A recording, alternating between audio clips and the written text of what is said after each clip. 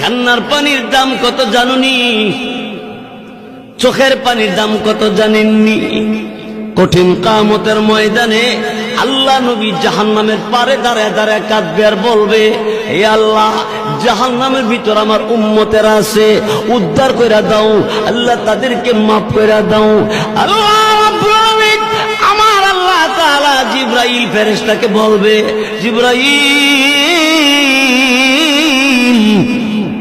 আমি আল্লাহর কুদরতি দরবারে পানির পাতিল আছে, পানির পাতিল নিয়ে যাও, আমার নবীর কাছে নিয়ে দিবা। নবীকে বলবা এই পাতিলের পানিটা জাহান্নামের ভিতরে ছেড়ে দেওয়ার জন্য। রাসূলের কাছে জিবরাইল পানির পাতিল দিবে, আর জিবরাইল ফেরেশতার কাছ থেকে রাসূল পানির পাতিল পাইয়া পানিটা জাহান্নামের ভিতরে ছেড়ে দিবে।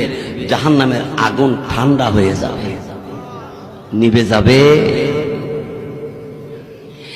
দিলের নবী, আমার আপনার নবী রাহমাতুল লিল আলামিন এমনি ডাক দিয়ে বলবে, জিবরাইল, এত দামি পানি কোন জায়গা থেকে এনেছো?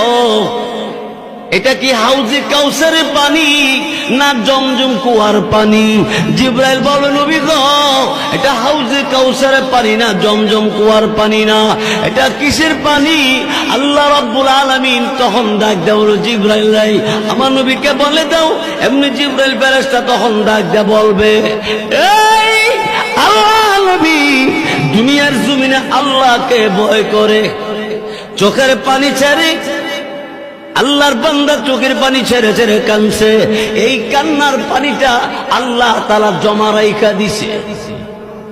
আপনি করিগর গভীর রাইতে তাহাজ্জুদের নামাজে রাত কাটাইলে গভীর রাইতে আর ঘুমায় না, এমন অনেক মানুষ আছে, বহু লোক আছে, অল্প বয়সের আছে, মহিলাদের মধ্যে আছে, পুরুষের মধ্যে আছে। কত মানুষ শেষ রাইতে আর ঘুমায় না, ওযু বানাইয়া তাহাজ্জুদের নামাজে দাঁড়াইলে যায়,